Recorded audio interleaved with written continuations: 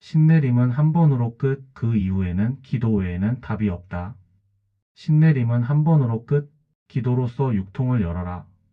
신내림은 단 한 번의 의식으로 끝내라. 기도를 통해 스스로를 다스리고 수행을 통해 마음을 닦아가며 육통의 길은 서서히 열리는 것입니다. 그러나 이 길에서 가장 경계해야 할 것은 바로 조급함입니다. 아무리 빠르게 가고 싶어도 이 길은 최소한 20년 이상의 세월을 필요로 합니다. 눈에 보이는 결과를 서두르기보다 보이지 않는 시간 속에서 쌓여가는 내면의 변화에 집중해야 합니다. 조급한 마음을 내려놓고 세월을 길게 바라보며 하루하루 꾸준히 기도하고 공부에 정진하다 보면 어느 순간 막혀있던 감각이 트이고 닫혀있던 깨달음이 열리며 마침내 모든 해안이 자연스럽게 드러나게 됩니다. 그때 비로소 내가 진정으로 원했던 길과 결과가 스스로의 삶 속에서 이루어지게 되는 것입니다. 진정한 주인은 마음에 있음이요 육신의 생각은 머슴이라. 이와 같은 하도의 구절은 깨달음에서 오는 진리이며 바로 해안입니다. 여러분 안녕하세요. 선제당입니다. 오늘은 조금은 민감하고 하지만 이 길을 걸어오면서 반드시 말씀드려야겠다고 느낀 이야기를 하나 드리려고 합니다. 바로 신내림은 한 번으로 끝난다. 그리고 그 이후에는 기도 외에는 답이 없다라는 기도로서 육통을 열어라 이야기입니다. 이건 책에서 배운 것도 아니고 누군가에게 들은 말도 아닙니다. 오랜 세월 수많은 사람을 만나고 직접 겪고 느낀 저의 경험에서 나온 이야기입니다. 1. 신내림 그 본질에 대한 이야기. 많은 분들이 신내림을 시작이라고 생각합니다. 하지만 저는 이렇게 말씀드립니다. 신내림은 시작이 아니라 끝입니다. 왜냐하면 그 순간은 이미 모든 것이 결정되는 순간이기 때문입니다. 신을 받는다는 것은 단순히 능력을 얻는 것이 아니라 자신의 인생 방향, 업의 흐름, 감당해야 할 길, 이 모든 것을 받아들이는 것입니다. 그래서 진짜 신내림은 여러 번 받을 수 있는 것이 아니고 반복해서 확인할 수 있는 것도 아니며 선택처럼 바꿀 수 있는 것도 아닙니다. 한 번입니다. 딱 한 번으로 끝나는 것입니다. A. 왜 사람들은 계속 답을 찾으려 할까? 그런데 현실에서는 많은 분들이 이렇게 행동합니다. 또 다른 신당을 찾아가고 다른 무당에게 확인을 받고 계속해서 맞는지를 확인하려 합니다. 왜 그럴까요? 불안하기 때문입니다. 내가 이 길이 맞는가? 이게 진짜인가? 혹시 잘못된 건 아닐까? 이 마음은 너무나 당연합니다. 하지만 여기서 중요한 건 이 불안이 결국 사람을 더 깊은 혼란으로 끌고 간다는 점입니다. 3. 반복되는 확인이 위험한 이유. 신내림 이후에 계속해서 답을 밖에서 찾기 시작하면 그때부터는 문제가 생깁니다.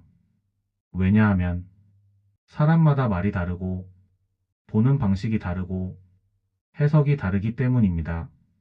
결국 어떤 일이 벌어지냐면 더 혼란스러워지고 더 의존하게 되고 스스로 판단을 못하게 됩니다. 이건 정말 위험한 상태입니다. 4. 그래서 답은 어디에 있는가? 그래서 제가 내린 결론은 하나입니다. 답은 밖에 없습니다. 답은 안에 있습니다. 그리고 그 안으로 들어가는 방법이 바로 기도입니다. 5. 기도의 의미. 여기서 말하는 기도는 단순한 소원 빌기가 아닙니다. 마음을 정리하는 시간이고 자신을 비우는 과정이며 신과 연결되는 통로입니다. 신내림 이후에는 누가 더 잘 맞춘다, 누가 더 잘 본다, 이게 중요한 게 아니라 내가 얼마나 맑은 상태로 그 흐름을 받아들이느냐가 중요합니다. 그리고 그걸 만드는 것이 기도입니다. 6. 오랜 세월 느낀 진짜 차이.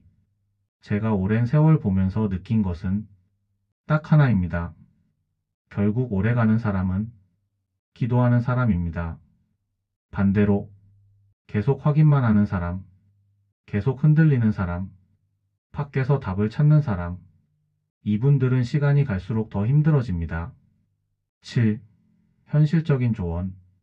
그래서 저는 이렇게 말씀드립니다. 신내림을 받았다면 더 이상 확인하지 마세요. 더 이상 비교하지 마세요. 더 이상 흔들리지 마세요. 이제는 기도하십시오. 자신을 다스리십시오. 중심을 잡으십시오. 그 길이 결국 가장 빠른 길입니다. 8. 가장 중요한 깨달음. 신은 밖에서 찾는 것이 아닙니다. 이미 받은 그 순간부터 함께하는 존재입니다. 그런데도 계속 밖을 보면 결국 놓치게 됩니다. 그래서 신내림 이후의 삶은 확인의 삶이 아니라 수행의 삶입니다. 오늘 이 이야기가 누군가에게는 불편할 수도 있습니다. 하지만 이 길을 오래 걸어온 사람으로서 조언을 해드려 봅니다. 신내림은 한 번입니다. 그리고 그 이후에는 기도 외에는 답이 없습니다. 지금 흔들리고 계신 분이 있다면 잠시 멈추고 밖이 아니라 안쪽을 바라보시길 바랍니다. 그 안에 이미 답이 있습니다. 혹시 오늘 영상 내용을 보시면서 궁금한 점이나 이해되지 않는 부분이 있으셨다면 편하게 댓글로 남겨주시기 바랍니다. 신내림, 기도, 신의 흐름에 관한 부분은 물론이고 어떻게 공부를 해야 하는지, 이 길을 어떤 방향으로 가야 하는지, 선인성관을 어떻게 찾아야 하는지까지 선제당은 신점, 혼점, 학문, 타로점, 장명, 풍수지리, 조상점, 구천현녀점, 조상원정풀이, 천왕, 연불 및 경문까지 직접 공부해온 경험자로서 오늘날까지 쌓아온 경험을 바탕으로 시청자, 구독자 여러분들께 최대한 현실적이고 정확하게 속 시원하게 풀어드리겠습니다.